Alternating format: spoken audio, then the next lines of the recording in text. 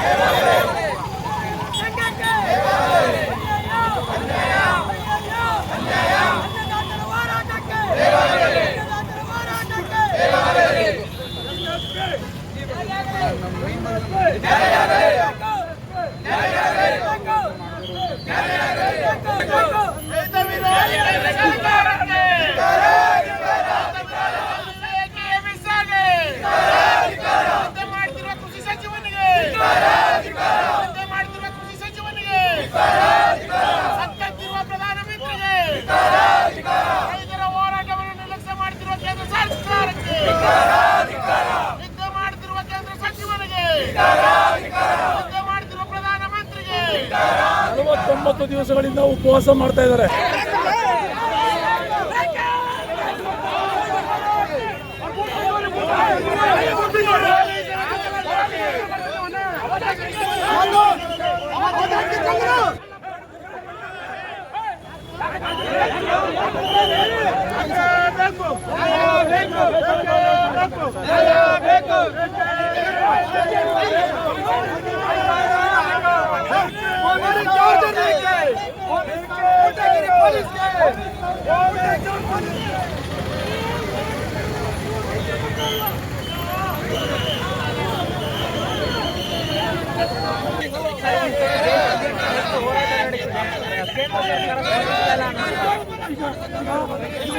ತಳ್ಳಾಟ ಆಗಿದೆ.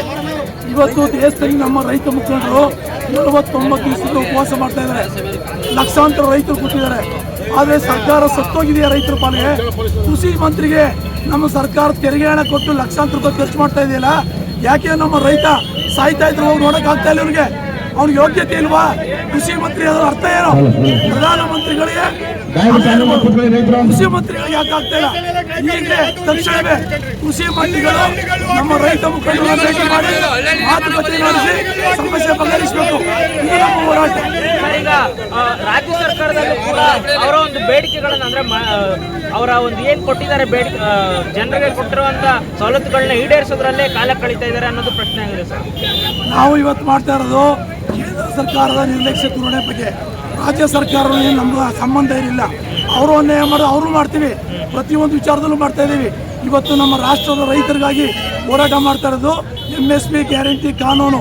ಆ ಕಾನೂನು ನಮ್ಗೆ ಅವಶ್ಯಕತೆ, ಅದಕ್ಕಾಗಿ ನಾವು ಹೋರಾಟ ಮಾಡ್ತಾ ಇದ್ದೀವಿ. ನಮ್ಮ ಮುಖಂಡರು ಸಾವು ಬದುಕಿನ ನಡುವೆ ಹೋರಾಟ ಮಾಡ್ತಾ ಇದ್ದಾರೆ. ಇಂಥ ಸಂದರ್ಭದಲ್ಲಿ ಸರ್ಕಾರ ರೈತರ ಪಾಲು ಸತ್ತೋಗಿದೆಯಾ ಅಂತ ನಾವು ಪ್ರಶ್ನೆ ಮಾಡಲಿಕ್ಕಾಗಿ ಹೋರಾಟ ಮಾಡ್ತಾ ಇದ್ದೀವಿ.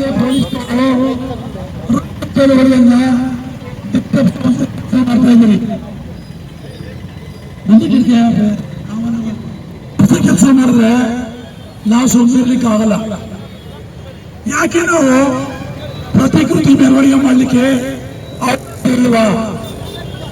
ಮೊನ್ನೆ ಬಾಕ್ಸ್ಕಡೆ ಅಮಿತ್ ಶಾ ಫೋಟೋ ಸುಟ್ಟಿದ್ದಾರೆ. ಇವತ್ತು ನಾವು ಕೃಷಿ ಸಚಿವನ ಸುಡ್ತಾ ಇದ್ದೀವಿ.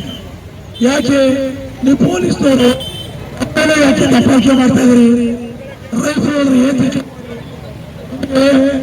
ನಾವು ಚಳವಳಿ ಮಾಡೋದು ಸರಿ ಇಲ್ಲ, ಮಾಡೋಕೆ ಅವಕಾಶ ಇಲ್ಲ ಅಂದ್ರೆ ಮೊದಲು ಹೇಳ್ಬೇಕು.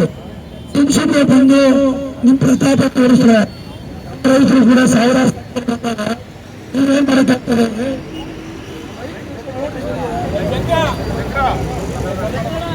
ಇಡೀ ದೇಶಾದ್ಯಂತ ಈ ಚಳವಳಿ ಮಾಡ್ತಾ ಇದ್ದಾರೆ. ಚಳವಳಿ ಮಾಡುವಂಥ ಸಂದರ್ಭದಲ್ಲಿ ಎಲ್ಲ ರಾಜ್ಯಗಳಲ್ಲೂ ಎಲ್ಲ ಜಿಲ್ಲೆಗಳಲ್ಲೂ ಪ್ರತಿಕೃತಿ ದಾನ ಚಳವಳಿ ಮಾಡ್ತಾ ಇದ್ದಾರೆ.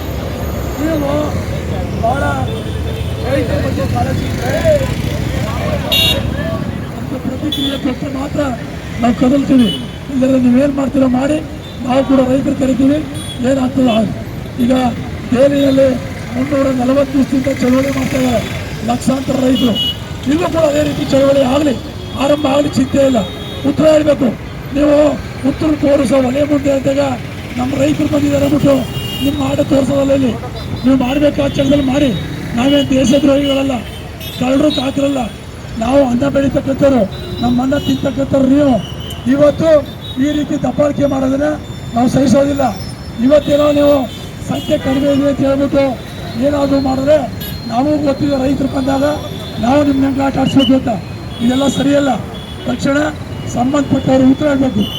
ಬೇಕೇ ಬೇಕು ಪೊಲೀಸ್ ದೌರ್ಜನ್ಯಕ್ಕೆ, ಪೊಲೀಸ್ ದೌರ್ಜನ್ಯಕ್ಕೆ, ಪೊಲೀಸ್ ದೌರ್ಜನ್ಯಕ್ಕೆ.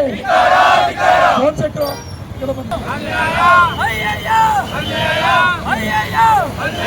ಅನ್ನದಾತರ ಹೋರಾಟಕ್ಕೆ, ಅನ್ನದಾತರ ಹೋರಾಟಕ್ಕೆ, ರಾಜ್ಯ ಕಬ್ಬು ಬೆಳೆಗಾರರ ಸಂಘಕ್ಕೆ, ರೈತರ ಒಕ್ಕೂಟಕ್ಕೆ.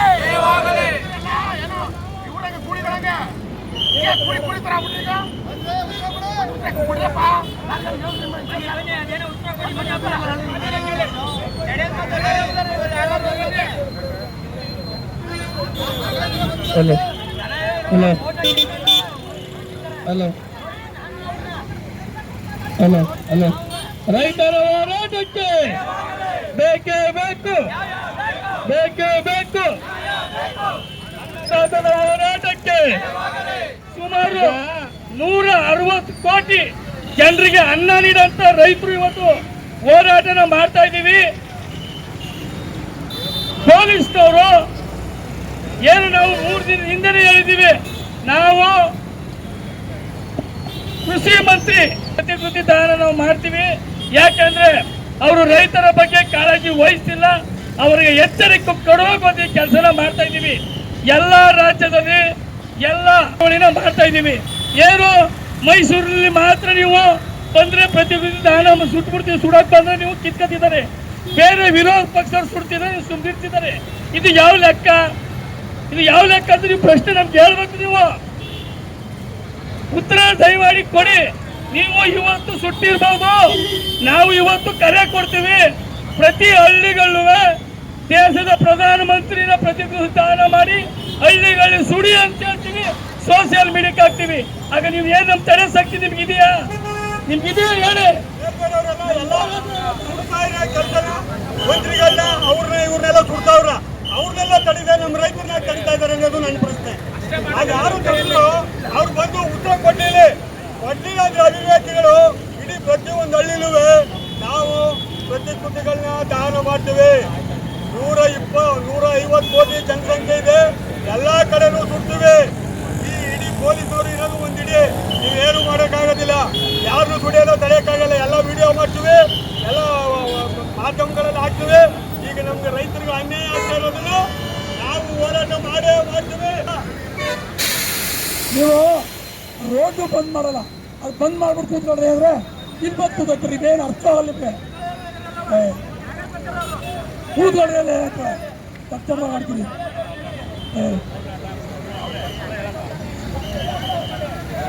ಸುಮ್ಮನೆ ಮಾತಾಡ್ತೀರಪ್ಪ.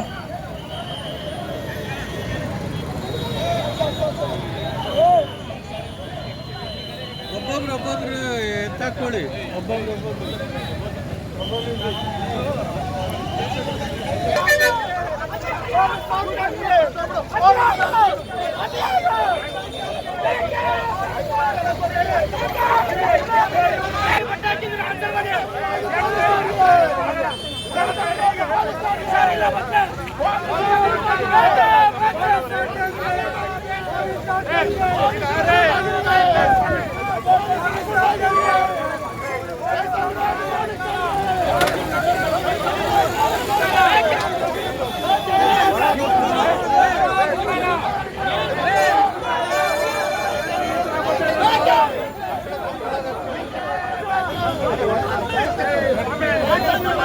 ಉತ್ತರ ಕೊಡಿ.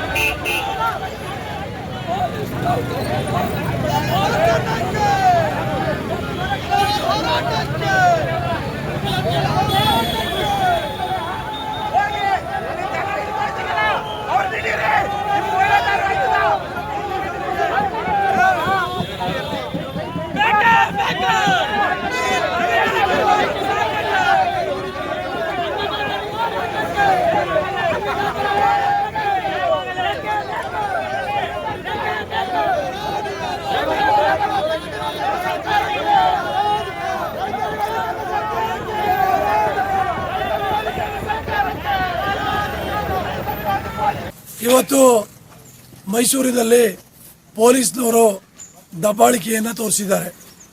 ನಾವು ದೇಶದ ರೈತರಿಗಾಗಿ ನಿರಂತರವಾಗಿ 49 ದಿವಸದಿಂದ ದಲೇವಾಲ ಅವರು ಉಪವಾಸ ಮಾಡಿದ್ದಾರೆ. ಅವರಿಗೆ ಬೆಂಬಲಿಸಿ ದೇಶಾದ್ಯಂತ ರೈತ ಸಂಘಟನೆಗಳು ಪ್ರತಿಕೃತಿ ದಾನ ಮಾಡಲಿಕ್ಕೆ ತೀರ್ಮಾನ ಮಾಡಿ ಇವತ್ತು ಆ ಒಂದು ಕಾರ್ಯಕ್ರಮವನ್ನು ಮಾಡಲಿಕ್ಕೆ ಹೊರಟಾಗ, ಪ್ರತಿಕೃತಿಯನ್ನು ಜೊತೆಯಲ್ಲಿ ಹೊರಟಾಗ ಮೆರವಣಿಗೆ ಮಧ್ಯದಲ್ಲಿ ತಡೆದು ನಮ್ಮನ್ನೆಲ್ಲ ಬಂಧನ ಮಾಡಿ ಕರ್ಕೊಂಡು ಬಂದಿದ್ದಾರೆ.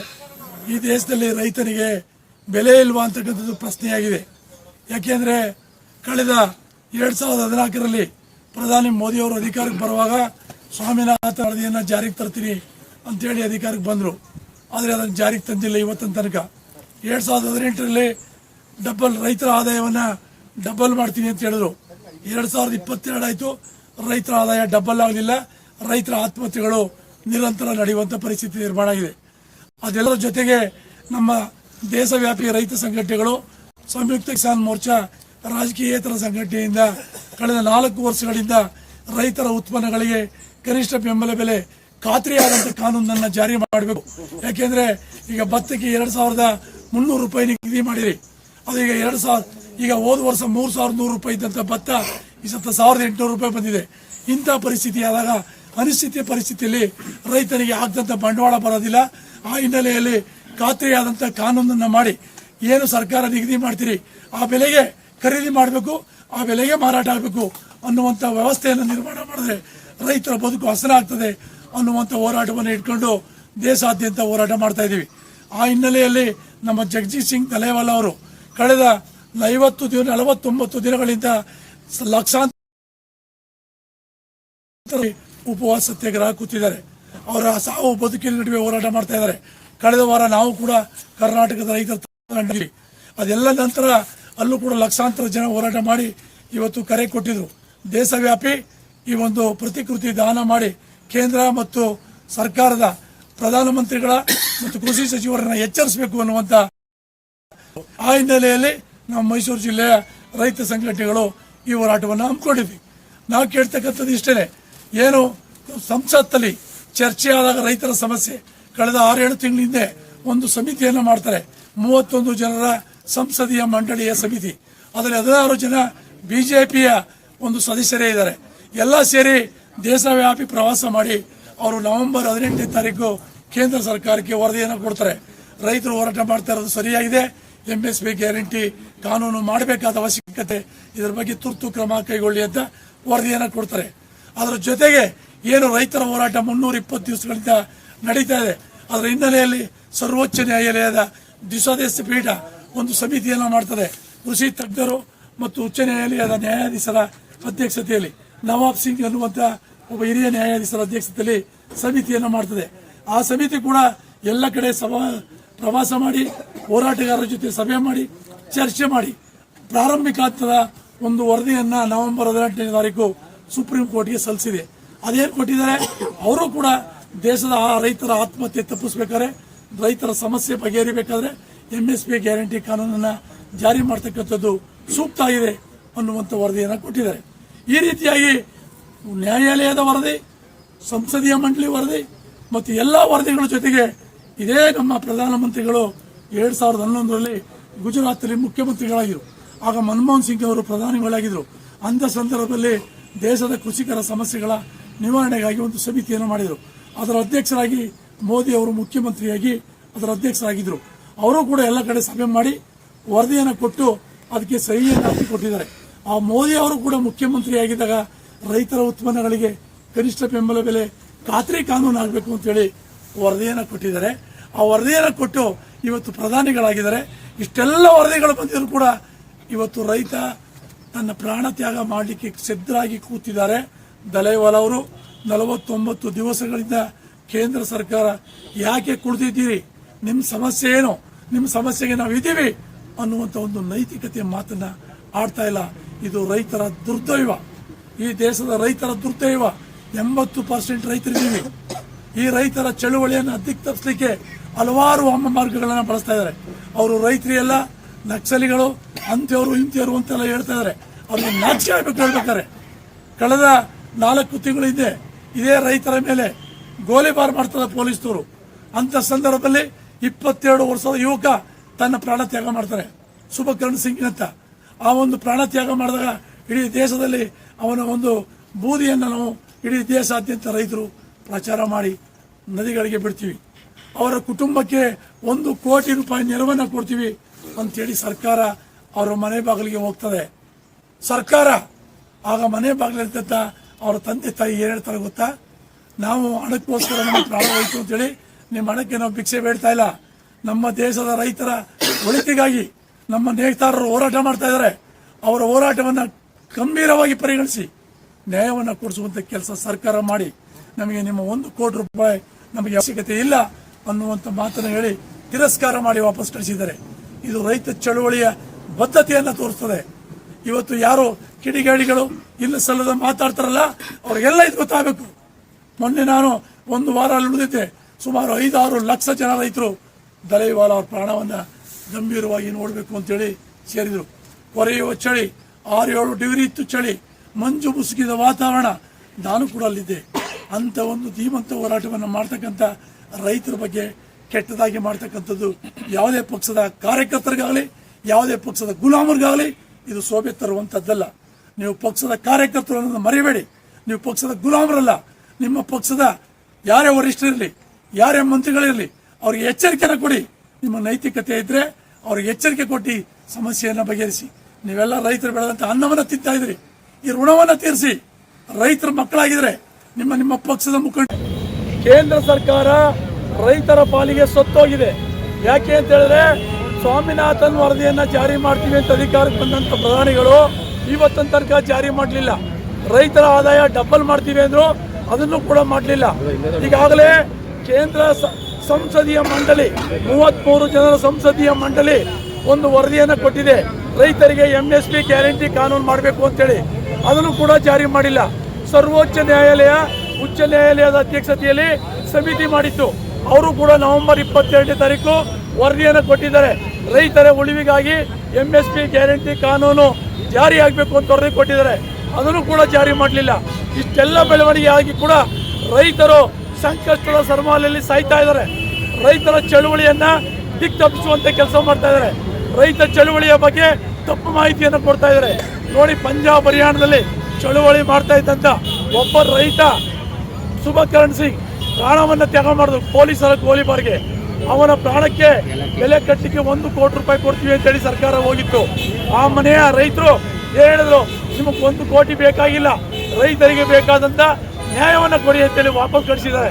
ಇದು ರೈತ ಚಳುವಳಿಯ ಪದ್ಧತಿಯನ್ನು ತೋರುತ್ತದೆ. ಈ ಹಿನ್ನೆಲೆಯಲ್ಲಿ ಇವತ್ತು ಕೇಂದ್ರ ಸರ್ಕಾರದ ಪ್ರಧಾನಮಂತ್ರಿಗಳು ನಿದ್ರೆ ಮಾಡ್ತಾ ಇದ್ದಾರೆ. ಈ ಒಂದು ಕೃಷಿ ಕ್ಷೇತ್ರವನ್ನು ನೋಡಲಿಕ್ಕೆ ಇರ್ತಕ್ಕಂಥ ಶಿವರಾಜ್ ಸಿಂಗ್ ಅವರು ನಿದ್ರೆ ಮಾಡ್ತಾ ಇದ್ದಾರೆ.